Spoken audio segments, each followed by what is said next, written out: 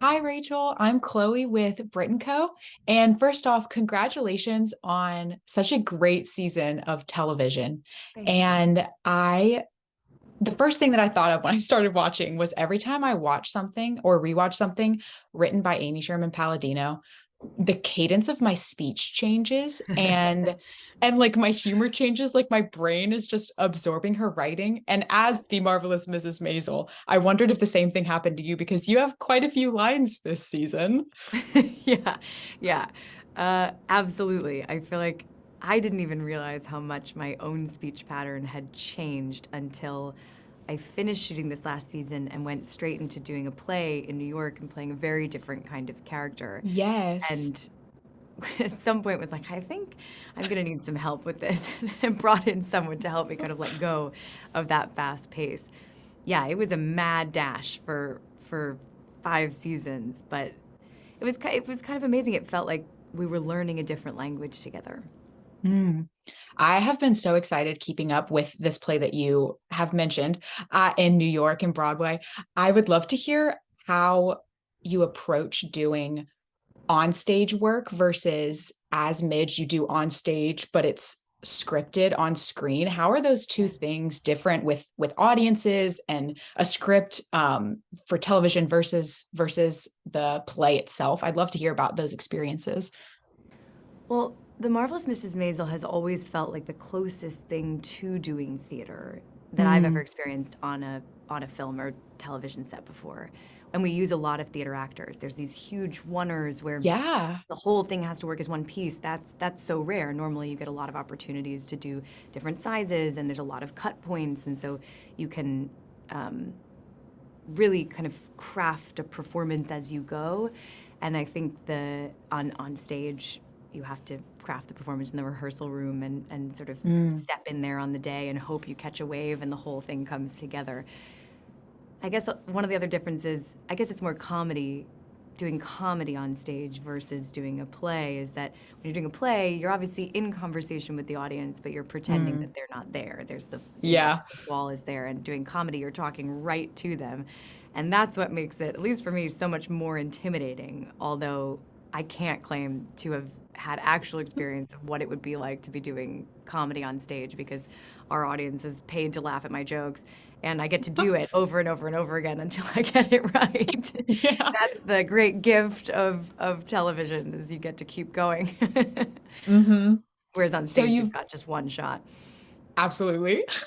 So you've been with Midge for so many years at this point. Was there anything going into this final season that surprised you about her, whether it be from the new scripts or your own personal character work? It's a great question. There's I guess one of the best things about working on this show, and this is just the great writing, is that Amy Mm, and Dan and all the writers have kept us on our toes season after season.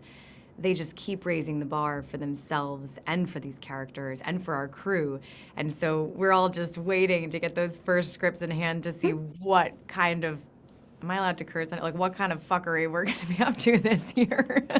uh, but it's been so much fun. So I guess one of the great gifts of playing someone for a long time on this particular show is that I get to keep being surprised every year. We all mm. do.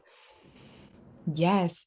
I love from a production standpoint and perhaps a technical standpoint how bright the show is and how Yeah, many colors there are visually. It's a feast for the eyes. I yeah. wore red based on one of your red costumes. I Woo! just thought it was so fun. I would love to know how being surrounded by that color affects the energy on set and how it kind of Mm. adds to it when you're there in person. It feels like we're living in Technicolor. It Mm. definitely adds to the energy. The music adds to the energy. And I don't know if Amy and Dan have told you this, but a lot of the time they write the specific music into the script, and so they'll play it at the table reads. And if we're shooting scenes where there's no dialogue, they'll actually play the music either outside or sometimes in an earbud so that we're all kind of moving in the same rhythm together. Mm. And it really has felt like the closest thing I can imagine to being a part of an MGM movie musical of yore. Uh, yeah, sometimes we look around. I mean, I remember shooting at Carnegie Hall, but also just walking down the streets of New York, sort of blasting this music and with our camera on a truck driving backwards down 19th Street. It's so much movie magic wrapped up into this show, and I think that definitely affects the energy on set. And finally, I love the commentary within the show on so many different levels.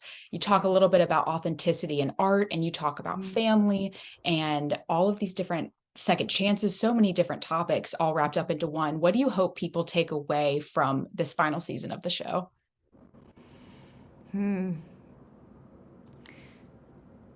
I suppose the recurring theme through all of Midge's storylines over the seasons is this idea of authenticity, is this idea of being courageous enough to be yourself, Mm, and that if you are unapologetically yourself and you spend the time to be curious about yourself and the world around you and your passions, that that'll carry you through. And so I hope that people feel inspired by Midge's journey that has never been linear and has never been yeah. perfect, but gets her there, in exactly the way that she's supposed to be there. I hope that people feel inspired to be a little bit braver in their own lives. Yes.